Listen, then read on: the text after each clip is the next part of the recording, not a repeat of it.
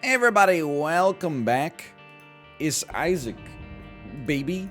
I got the randomizer up here. You might be familiar with this. Let's click the button. That's regular Bethany? Hold on. Pigtails. Just remember that. Pigtails. Yeah, that's regular Bethany. Okay, Bethany to Blue Baby. I'm ready. I don't remember how this character works. I remember. Okay, I was trying to get all. I was like, what item are we gonna get from Leamington? I realized it's not Leamington. It's Book of Virtues. There's two different things. I realized Leamington isn't even a real thing. It's called Let Me Get On, something like that. I can't remember. Anyway, it doesn't matter. We're gonna have a good time today. It is a Saturday. It's a Saturday afternoon. Been up for a long time today. Like, who cares? I understand. It's just, it's not that I'm trying to garner any sympathy. It's merely that this is, like, you know, the state of my anecdotes right now. I didn't sleep well last night, okay? Why didn't I sleep well last night? Some people might say, hey, NL, is it because you trained your brain to be into Warioware, and then as a result of doing that, you created a situation where right before bed you were playing Warioware. Your brain got so frickin' zooted off of the Warioware ADHD-addled minigames that maybe you didn't sleep well? Here's the thing. Some people might suggest that. They would be wrong. Kind of. Look at that. We got a little bomb out of our wisp when it broke. That actually seems a little dangerous, but also good. Hold on one second. I'm just going to walk around in a circle because I got to clear my throat, but I don't want to do it on open mic. Okay, problem solved. You would be wrong, although maybe that had like an impact. But the cats were going crazy. We've still got our daughter sleeping with this like smart sock thing that measures her like oxygen sats and her pulse rate and stuff like that. And you know, there's multiple different kinds of like alarm warnings you can get for that. Some of them are like, like wake up, right? And then when it just becomes disconnected, which can happen either due to, you know, the Wi-Fi going down for 30 seconds, or, you know, maybe she kicked off the sock a little bit in her sleep, then it just goes dee dee dee dee dee dee dee dee, and it just goes, just that, like, ad nauseum. And then you try to figure out what you're gonna do, right? Are you gonna go in there and check on her? Are you gonna try to fix the sock, knowing that she's probably like 99.9% still asleep, and when you go in there to see what's going on, that'll wake her up? Or do you just, you know, trust that, you know, look at the baby monitor, everything looks okay, I'm gonna go back to bed? It's one of those things. Look, it's a catch-22, right? Admittedly, we're getting close to the point where we don't need to have her, if we ever did, we don't need to have her on the smart sock anymore. But, like, I sleep better knowing that the sock exists and is active, but there are also some nights where just we get false positive like that. Like, what, once or twice a month, there'll just be, like, a night where it just goes off, like, you know, 7 times over the course of your average sleep, and, you know, it happens. But it's been a good day. I can tell I'm a dad and getting older, because I had an optometry appointment. I know everyone was excited to see NL. How'd your optometry appointment go? By the way, I'm so stoked we have a lot of bombs here. I think maybe we should take advantage of those on our... well, I mean, we don't have a lot of bombs, but what we do have is a lot of opportunities to use our spacebar item. Maybe we'll use a regular bomb first, but there is red stew in here, which is always tempting. Nightlight, I mean, I think is a great item for me to poop on. I'm just not actually sold on the idea of adjusting enemy tiers anymore. I actually like the idea of, like, you know, you're creating wisps here knowing you'll get bombs out of them in the future. It's kind of neat. Anyway. Like, we've stored the value of these bombs and we can get it at a later date. Maybe. Maybe not, but maybe.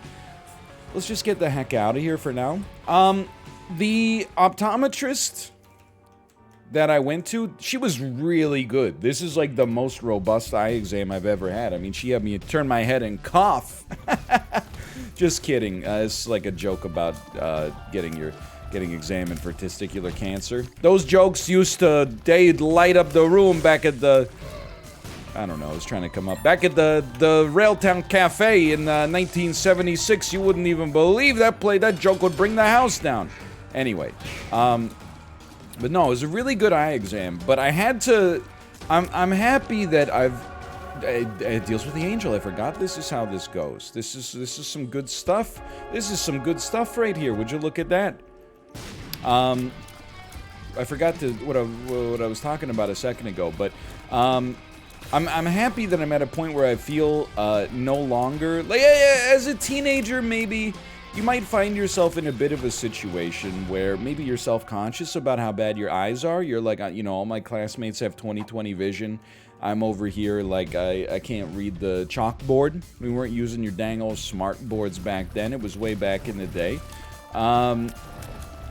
So you might, you know, when they say, like, what's better, 1 or 2, you might not fight for it. You might be like, you know, 1, and they're like, you sure? And you're like, no, you're the doctor.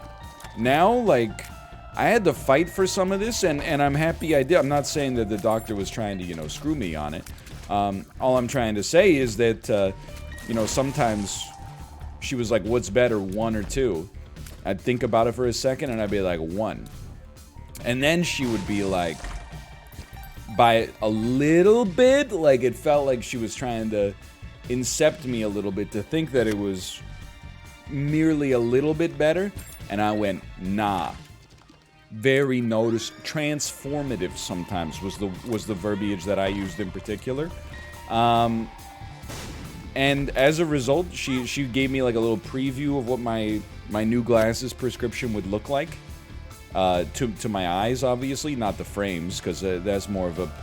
I was going to say it's my decision, but it's really my wife's decision, but we already got new glasses anyway. But I was like, I actually felt like Superman. I think that's the ideal situation when you, like, leave an eye exam, right? You want to leave an eye exam being like, holy crap, I've been, like, seeing like this my whole... for the last couple of years.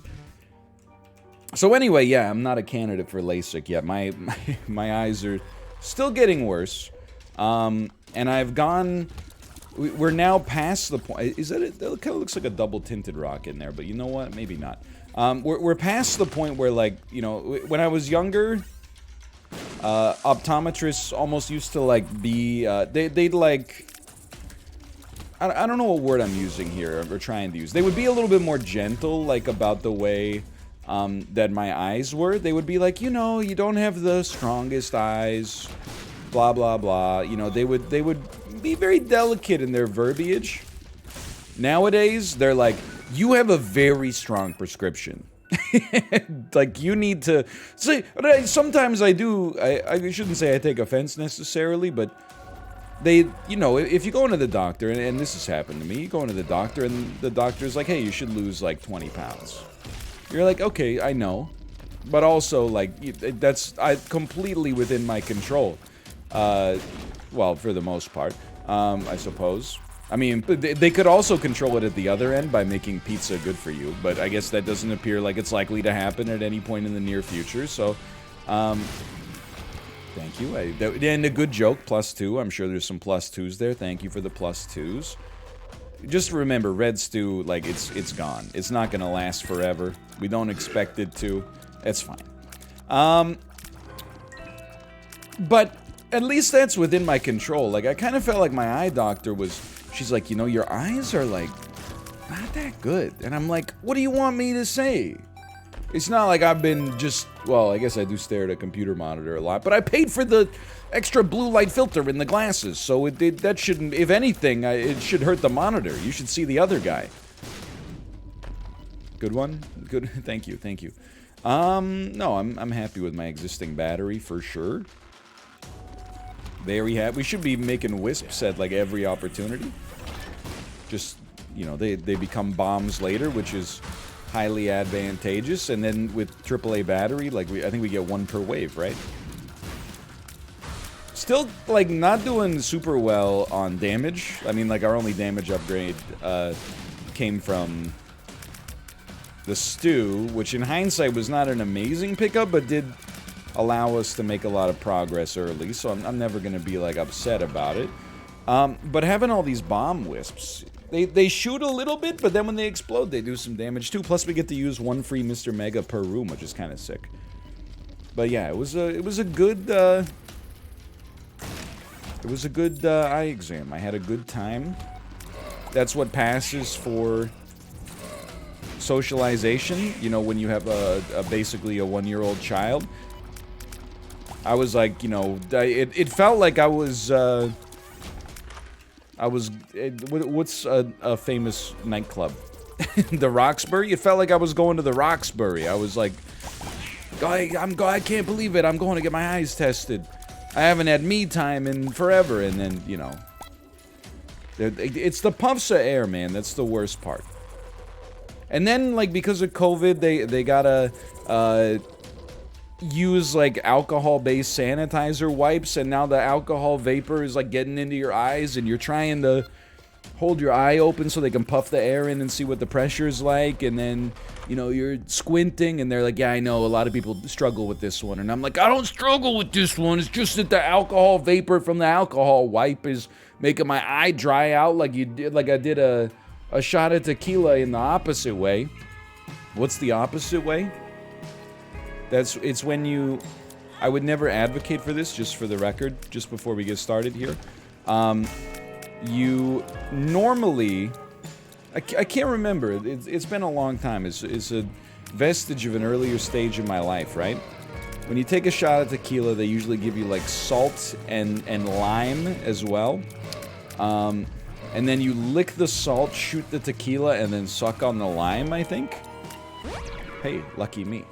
When you do it the wrong way, you snort the salt, take the shot, and then squirt the lemon in your eye. Did I say lime before? Whatever. You could use any citrus, I'm sure.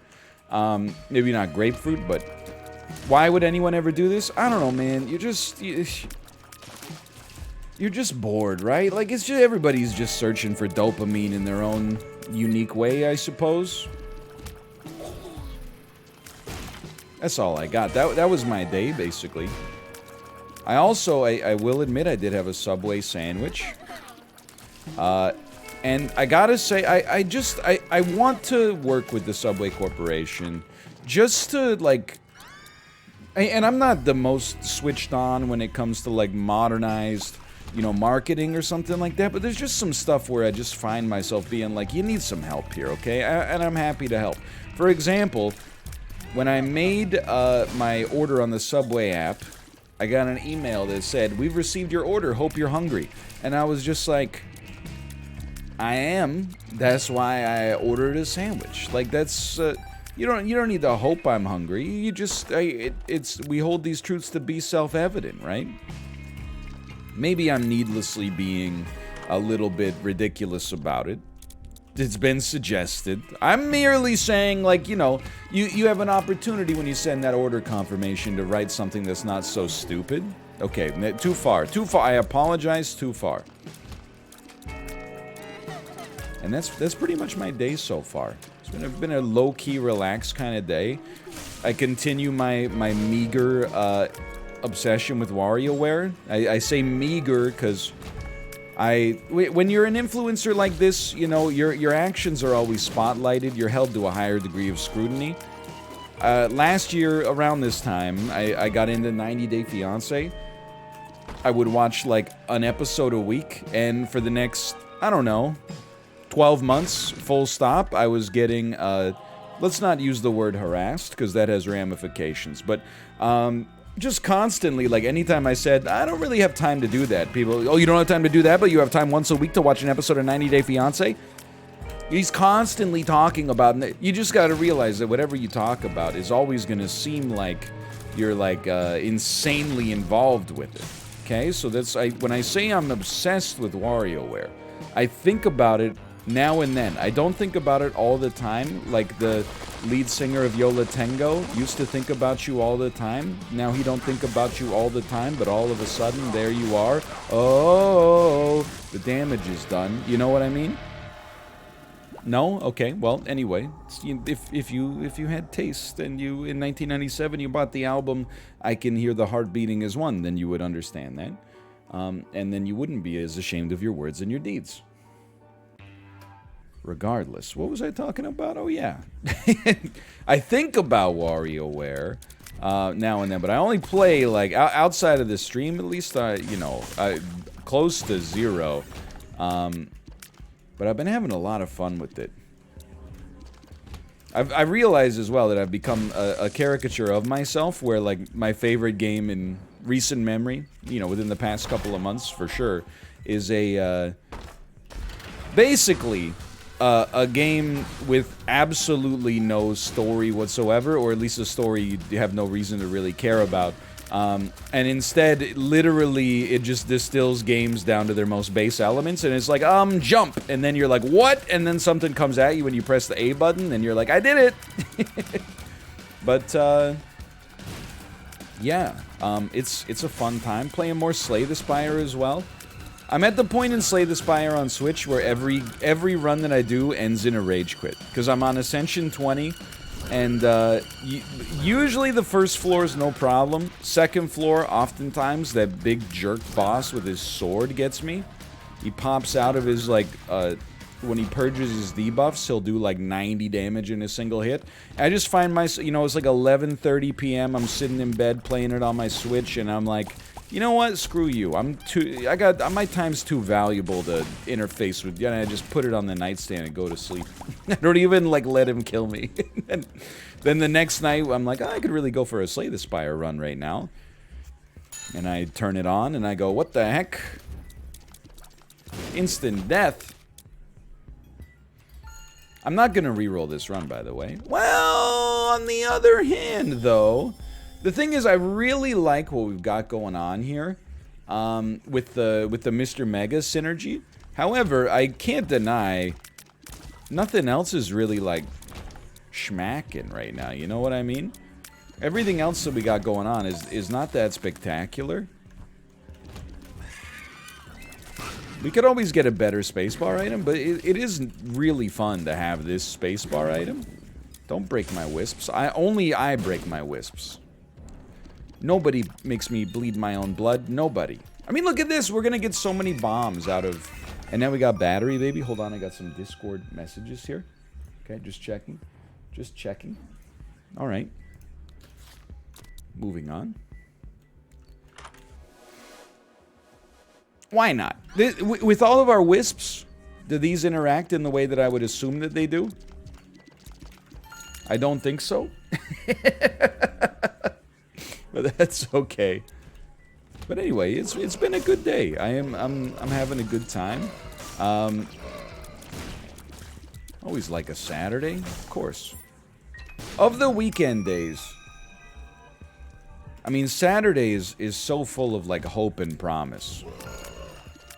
I don't waste many weekend days to begin with. I look back with a sadness, but also, let's say, an understanding of why I wasted so many weekend days growing up. It's because you don't know, right? Like, hey, what the? You don't have anything else to do. Like, you're 14 years old, you got 56K internet, and you live in, like, the woods. What are you gonna do with your Saturday except play N64? Like, you gotta forgive yourself, I think, for not having anything else going on, because what else could you have going on? It's a little different now. You know, like, you could be a 14-year-old crypto millionaire or something like that. Back then, you'd just be like, I won the pennant with the Blue Jays in All-Star Baseball 2003. Like, it was a different world, okay? Also, I was dumber back then. I literally, you know, I'd, like, finish a week of high school and be like, oh, I'm so tired from math class. I'm not saying it wasn't, like, you know, I wasn't working relatively hard, but You know, in comparison to adult life, I only had like 4 hours of free time today. I need to relax, Mom. Take 15 minutes and mow the lawn? No, I gotta listen to The Moon in Antarctica for my 75th time today. Everything that keeps us together is falling apart, Mom. I got this thing that I consider my only art of frickin' people over. My mom wouldn't be mad if she knew I was listening to music with swearing.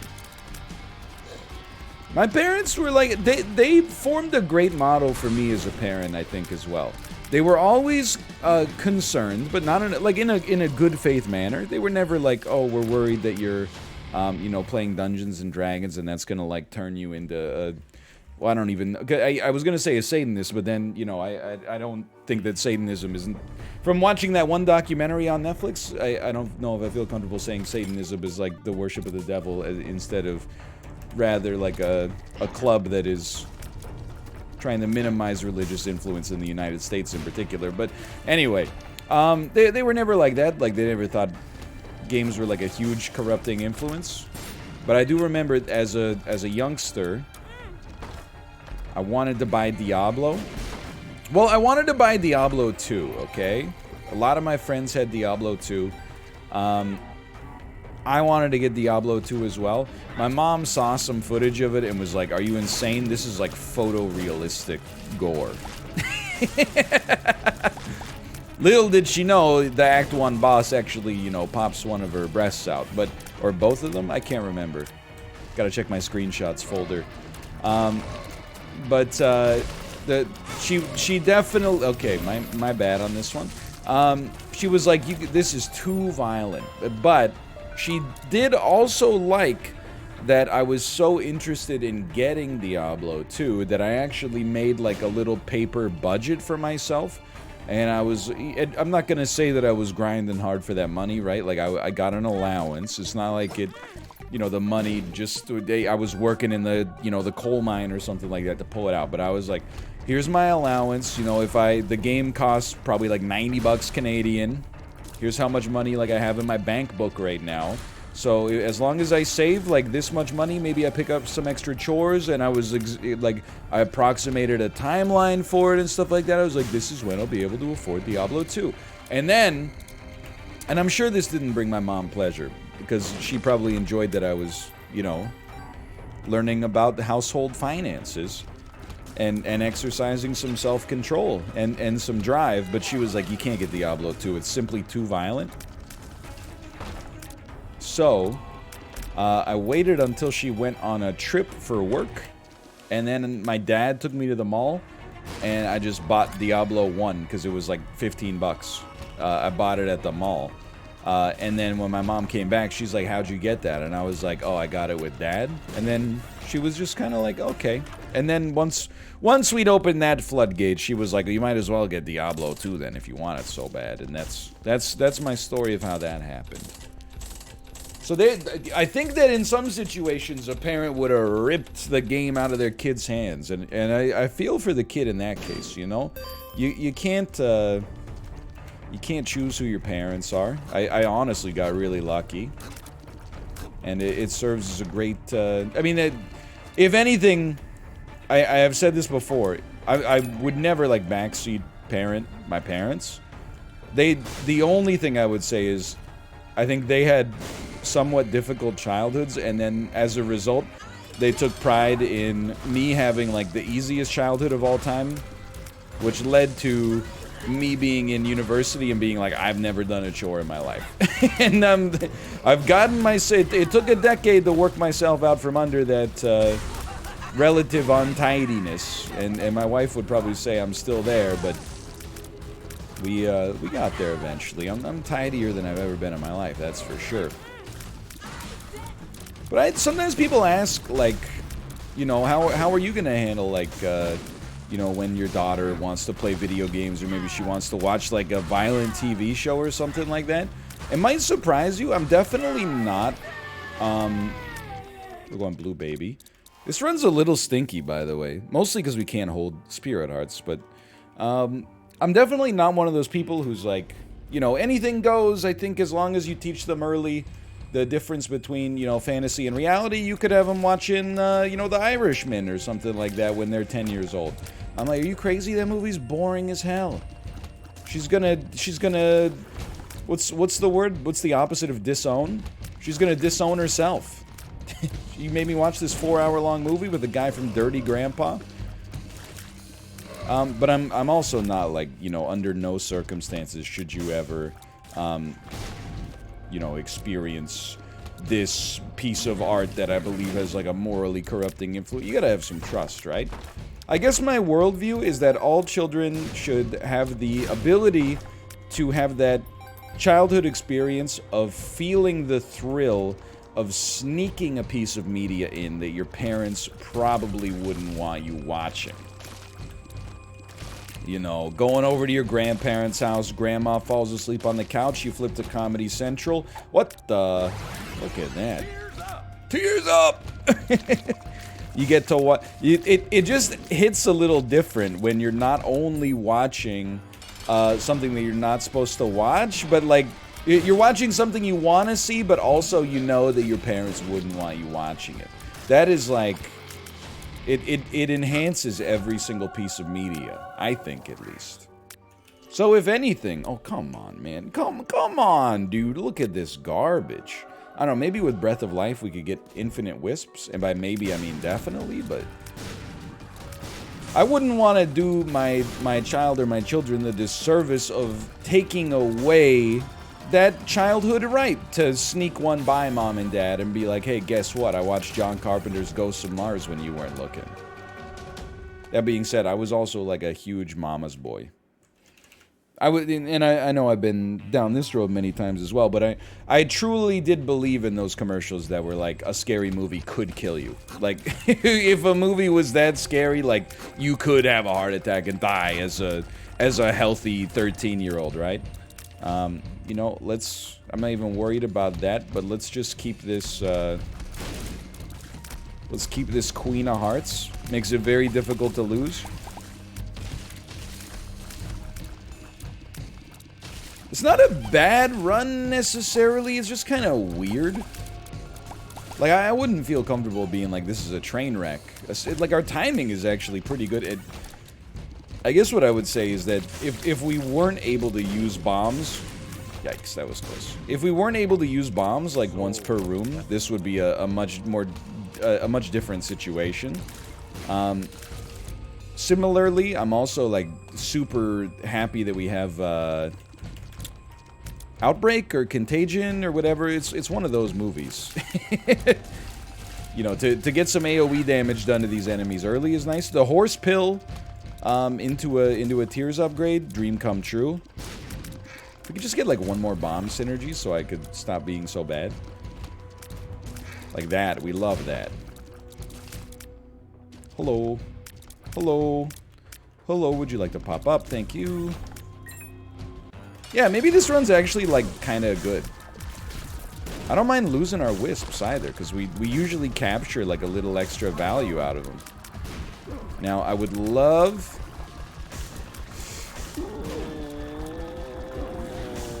Oh, peace! Yeah, you got me, congrats. I was gonna say I would love to just get a deal here. We're going blue, baby. Yeah, take me up. I'm disappointed, because that was, like, our last deal chance, realistically, but... Bit of a strange run, for sure. Like, the fact that it's statistically not impressive at all. In fact, if anything, it's kind of, like, statistically a little depressing. But on top of that, like, we're making record time. Like, this is a very fast run. We could really just bomb our way through if we wanted to. But anyway. Yeah, I haven't really thought about it.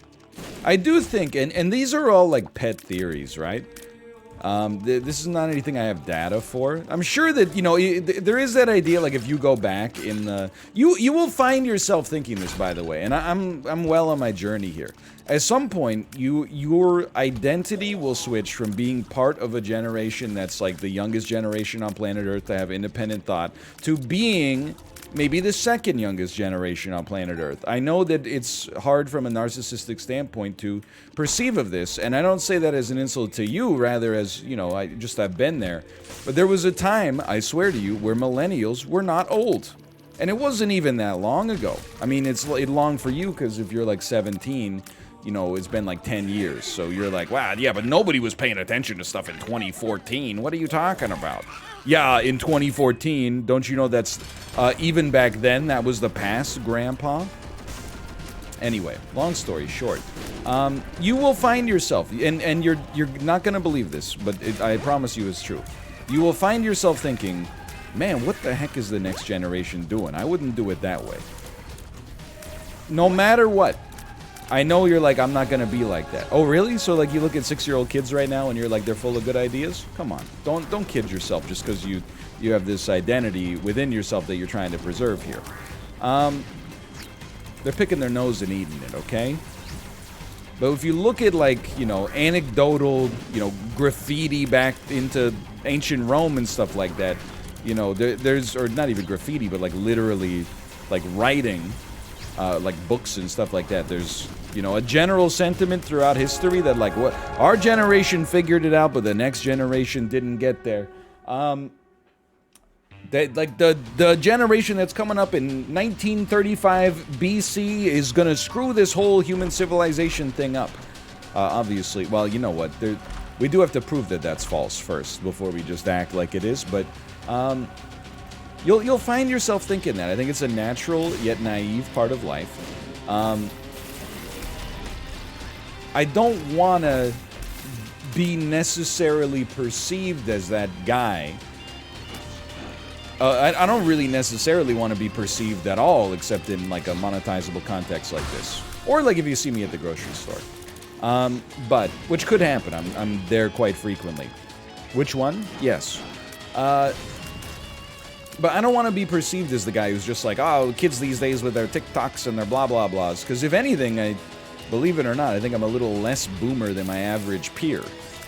The average 32-year-old, I don't know, exists either in a state of permanently being already middle-aged or permanently in a state of, like, constantly listening to the used pretending it's still 2007. I'm the only person who's figured it out. This is what I'm trying to say, which obviously I don't actually believe. But I don't want this to just be like, well, the kids these days, they don't understand what's up. But the thing I have way more of I think an interest in selecting what my child does and doesn't do with their time is less about, like, the type of content they watch from, like, a morality standpoint, and more about the type of content they consume from, like, an attention span standpoint. So I even noticed, like, you know, within myself, as a child, you know, when I had less options, quite frankly, I would read books constantly. And I love to read. I would read the same books, you know, over and over and over. As you get older, things change, sometimes for the better, sometimes for the worst. I do like Anamasola, but I would definitely say that I felt like, particularly, like, once I got out of university, I felt like I had to work harder to focus while reading, you know? Like, whereas as a child, I could genuinely knock out, you know, 100 pages, go up, get a glass of water, rinse and repeat all day. Now, it's like every 5 pages, I was finding myself being like, do I remember what I was reading?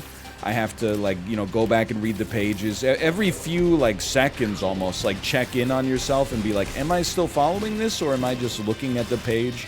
Am I fighting the urge to, like, look at my cell phone and meaninglessly scroll through Twitter just to get, like, a hit of immediate gratification that doesn't actually carry any value or something like that? And that's the kind of, and I got there. I read a lot this year, although I've lapsed a little bit. I did read a lot.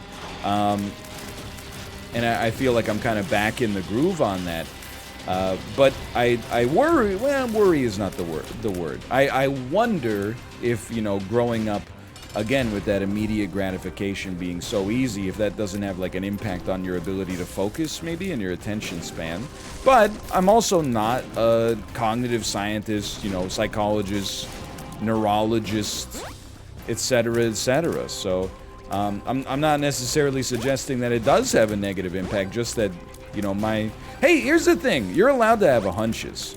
Even if you understand the scientific method, you know, like you could read some scientific journals and they'll be like, well, our null hypothesis is that this has no impact. And I'm like, come on, buddy. We both know you're doing the study because you think that there's going to be an impact.